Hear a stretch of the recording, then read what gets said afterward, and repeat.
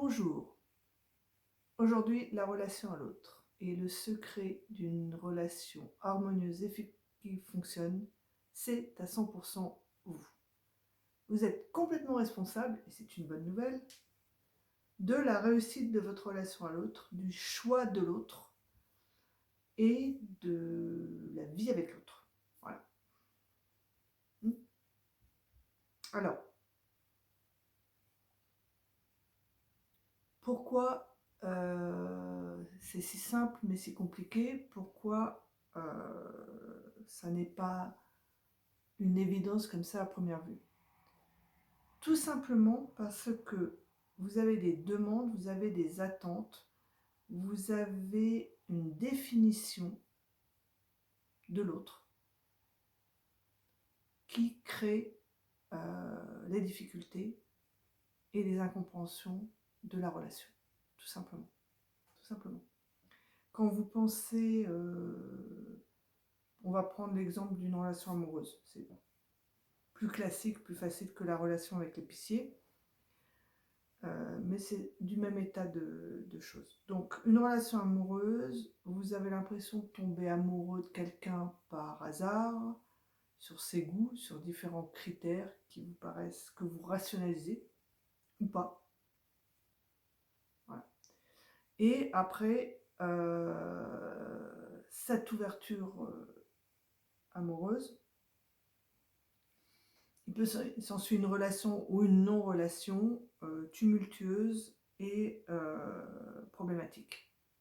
À moins que ce soit une relation parfaite, auquel cas, tant mieux.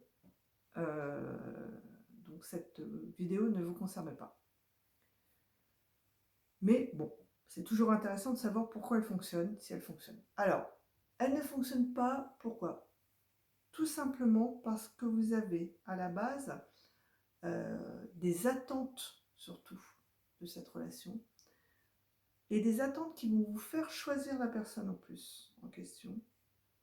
Des attentes qui sont, on va dire, inconscientes dans la mesure où, oui, vous n'y prêtez pas attention et vous, j'aime mieux cette définition de l'inconscient, c'est pas quelque chose de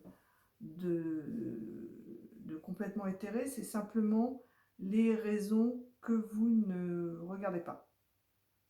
Que vous ne regardez pas parce que vous les avez enterrées il y a plus longtemps, elles sont sous-marins, elles sont des moteurs, si vous voulez, plus profonds de vos faits et gestes, et vous ne les remarquez pas. Alors, la plupart du temps, j'étais déjà venue là-dessus sur les vidéos précédentes sur l'anxiété, dans une relation à l'autre, on essaye de recréer la première relation aux parents qui, par définition, ne fonctionne pas à 100%, où il y a déjà une incompréhension et un sentiment d'échec de la part de l'enfant.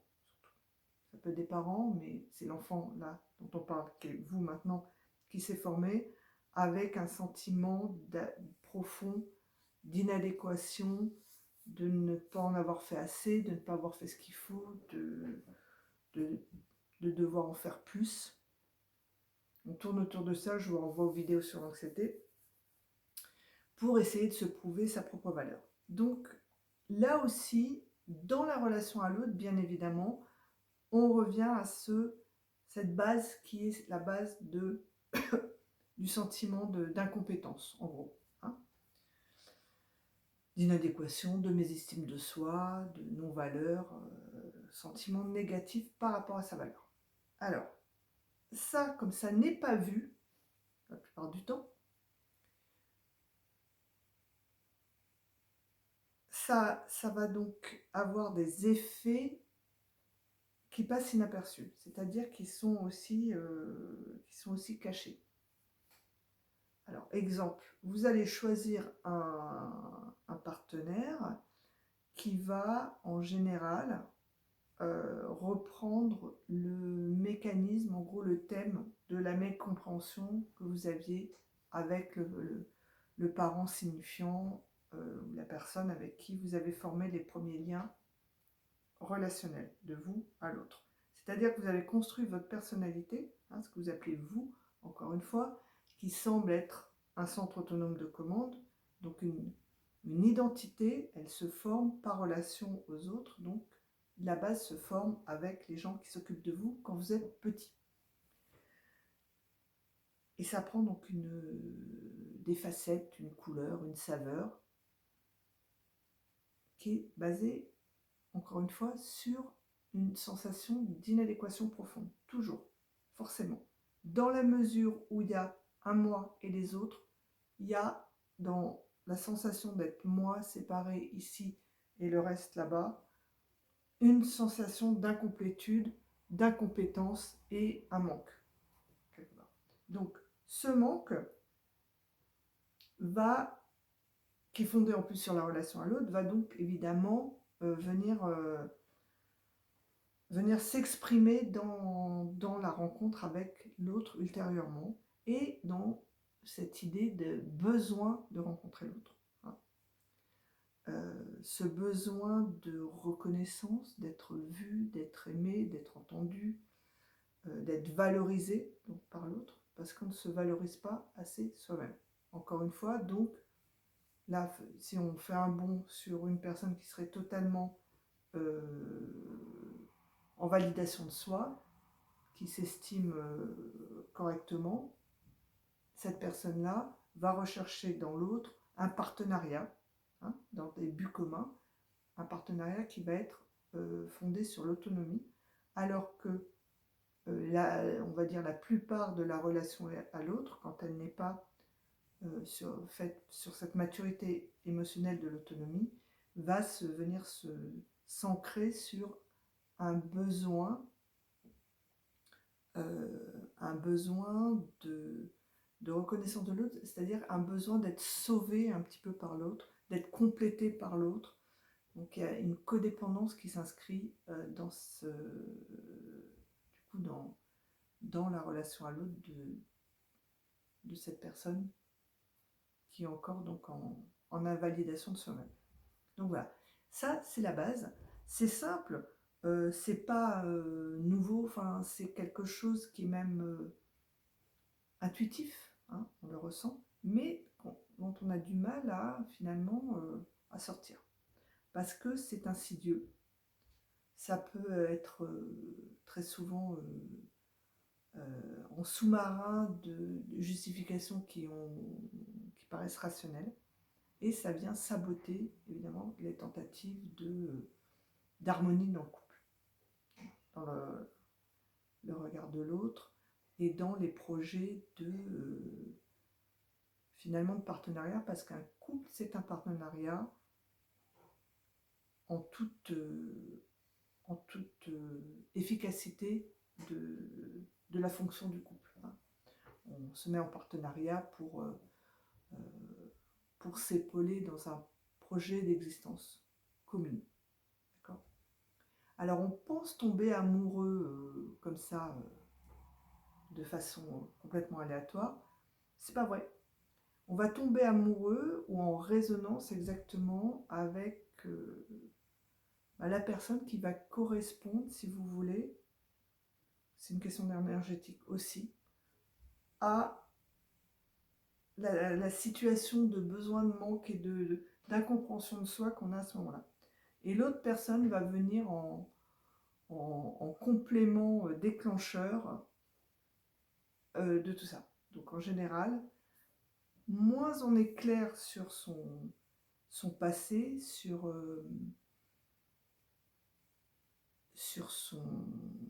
on va dire le rapport qu'on a à ses proches dans la petite enfance, plus ça c'est nébuleux et flou, plus on va être dans l'incompréhension du type de relation qu'on a à l'autre en couple, en étant adulte. Hein. Plus on est clair, plus c'est clair, plus on commence à avoir les schémas qui se répètent. Et on s'aperçoit aussi que rien ne sert de changer de partenaire. Tant qu'on n'a pas compris les choses, on va toujours retomber sur le même type de personne, comme par hasard, parce que c'est pas une punition, c'est pour vous montrer que vous recherchez une codépendance là où vous devrez rechercher de l'autonomie. C'est donc à chaque fois, la vie, encore une fois, va toujours, fait toujours tout pour vous présenter des situations qui vont vers la clarté, qui vont vers votre autonomie pour votre bien. Hein. Votre bien étant une reconnaissance de ce que vous êtes vraiment. La vie vous aide à vous comprendre vous, à comprendre la vie. Ça, c'est aussi une notion qu'il faut embarquer du départ, parce que si vous pensez que la vie est un monde hostile, parce que ce qui n'a pas été compris dans la petite enfance, effectivement, continue à pas être compris, à être projeté, l'incompréhension enfante l'incompréhension, bien évidemment, et l'hostilité du départ, elle est remarquée dans toutes les relations qui viennent après. D'accord ? Donc, on parle beaucoup des narcissiques en ce moment, des personnalités narcissiques, des pervers narcissiques, et de l'autre côté, on aurait le gentil, en anglais c'est l'empathique gentil, la victime gentille qui subit le méchant narcissique. Bon, il faut savoir que les deux profils sont des profils d'invalidation de soi, de mésestime de soi, donc de manque de confiance en soi, qui s'expriment de façon opposée et totalement complémentaire. L'un appelle l'autre. Hein. Donc, c'est pas la peine de lancer le blâme sur le méchant narcissique et de défendre la pauvre victime. Effectivement, ce que fait une personne, ce qu'elle fait de méchant ou de criminel, peu importe, hein, entre méchant et criminel, dans l'éventail des actions négatives, elle devra en prendre la responsabilité. Je ne dis pas que la personne n'est pas responsable de ses actes, bien évidemment. Mais ce que je veux dire, c'est que ça ne vous fera pas avancer sur vous-même si vous arrêtez là. Parce que la victime, entre guillemets, dans son impression d'avoir été toujours à l'écoute, gentille, abusée par la personne, était aussi en attente d'un retour, d'une validation par le narcissique, qui lui donne au départ d'ailleurs, c'est pour ça qu'au départ, la victime mord à l'hameçon, c'est parce qu'elle a un besoin. Et elle est en manque d'un sauveur, elle est en manque d'une reconnaissance qu'elle n'a pas eue avant. Et évidemment, l'autre vient lui donner, ça crée cette codépendance qui va être délétère, bien évidemment. Donc c'est aussi le narcissique lui donne l'occasion à la victime de comprendre elle aussi ses limitations et d'essayer d'y voir plus clair. Ça marche dans les deux sens. Et d'ailleurs, la victime en général aura tendance à faire un travail sur elle-même et à y voir plus clair et à progresser en autonomie beaucoup plus facilement que narcissique qui, lui, aura tendance à rester coincé dans son manque de confiance en lui et donc dans sa relation agressive et délétère à l'environnement et notamment aux autres. Hein, dans les circonstances qui sont celles du cas dont on parlera à ce moment-là. Donc, on retient dans cette histoire que la relation à l'autre, elle est déterminée par votre estime de vous-même. Ou plus loin, par le doute que vous pouvez avoir sur votre valeur absolue. Valeur absolue, je renvoie aussi à mes vidéos précédentes. Valeur absolue étant la valeur qui est réelle, qui est celle de tout un chacun, qui est celle individuelle, qui est votre expression individuelle et créative, ou de vie, votre force de vie, votre expression, qui est toujours unique, on en a tous une, qui ne dépend pas des autres, qui n'est pas relative aux autres, hein, Encore une fois, l'exemple que j'aime bien, c'est vous êtes grand, on dit que vous êtes grand parce que les autres sont d'une certaine taille. Si vous allez dans un environnement où les gens sont beaucoup plus grands, vous serez le petit. Hein. Être grand ou petit n'a de relation que par rapport au groupe de référence. Hein. Ce n'est pas une valeur. Vous n'avez pas une valeur de grand ou de petit. Vous avez votre taille à vous. Et votre taille, elle va être inchangée, que vous soyez avec des grands ou des petits. Mais c'est l'impression ou la valeur que vous allez vous donner par rapport à toute un imaginatif mental de comparaison qui va vous faire vivre ça de façon bien ou pas. Et elle n'aura aucun rapport avec la réalité de ce que vous êtes. D'accord? Donc vous avez toujours le contrôle de ça. Quand vous voyez que c'est ça, vous avez toujours la possibilité de dire à partir de maintenant, cette comparaison ne me sert pas parce que, par exemple, je me pense petit et ça me contracte, hein, parce que le but c'est toujours contraction, expansion, expansion, relaxation, bien-être, contraction, mal-être, se sentir rabaissé, etc. Donc, cette comparaison ne me convient pas, j'y renonce. Il y a toujours une possibilité de renoncement au schéma mental. Toujours. Quand vous en prenez conscience. Même si ça revient 10 fois, vous oubliez, à chaque fois ça vient pour vous titiller intérieurement. Ah, je suis petit. Vous pouvez le remarquer. Ah, cette comparaison ne m'intéresse plus. Je la laisse tomber. Et vous verrez que ça marche.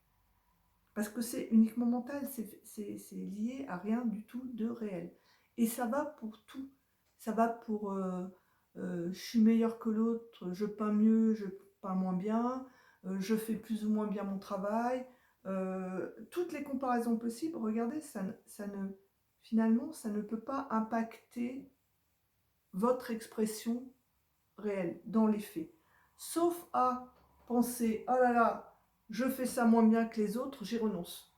Ou, ah, je fais ça moins bien que les autres, je perds le goût à le faire et je fais moins. Mais vous voyez que c'est à chaque fois une couche mentale qui vient par-dessus et qui vous met une chape de jugement qui, là, bride votre créativité. Mais si vous faites abstraction de la comparaison, ce que vous avez envie de faire, admettons que vous fassiez des peaux bleues, si les autres préfèrent les peaux verts, les peaux rouges, vous aimez faire vos peaux, si vous faites abstraction du jugement, vous continuez à faire vos peaux, vous les faites pour vous. Si vous faites des peaux pour les autres, c'est un autre problème. Encore une fois, je vous renvoie à mes vidéos précédentes. Regardez après pourquoi vous pensez que faire les choses pour les autres sont plus importantes que les faire pour vous. Et vous allez retomber sur cette impression de ne pas être complet, de ne pas être suffisant, de ne pas être adéquate. Et on retombe toujours sur le même problème de base qui est l'inadéquation de cette première relation à l'autre qui a semblé où on vous a demandé des choses contradictoires que vous n'avez pas pu fournir, hein, les émotions qu'on vous a demandé de changer, ce qui est impossible. Et là, je vous renvoie encore à mes vidéos précédentes. Donc pour revenir là à notre sujet de la relation à l'autre, du couple, hein, par excellence, un couple réussi, c'est un couple donc, où les deux membres sont en autonomie et qui a un projet commun de vie. C'est ça un couple. Un couple, c'est un partenariat.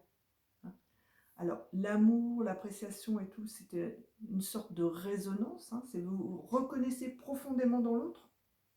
C'est ça qui est magnifique. Et ça arrive à chaque fois dans le coup de foudre. C'est tout d'un coup, il y a une suspension de jugement. Vous ne voudriez pas être ailleurs, habillé autrement ou quoi que ce soit. Dans le moment même, il y a une totale intimité avec l'autre. C'est ça le coup de foudre. Hein. Et après, ben voilà, il y a tout le jugement qui revient et qui peut être très agressif et qui peut faire que ce coup de foudre ne débouche sur rien du tout. Ou alors débouche sur une relation absolument impossible parce que après les problèmes d'inadéquation de chacun, ressortent de tous les côtés, ne sont pas vues, il y a beaucoup de non-dits, et là, ça ne marchera pas, alors qu'au début, il y a vraiment eu une reconnaissance, une intimité qui a pu durer 1 seconde ou plus longtemps entre les deux. Et après, c'est complètement saboté par, en fait, le manque de clarté, le manque de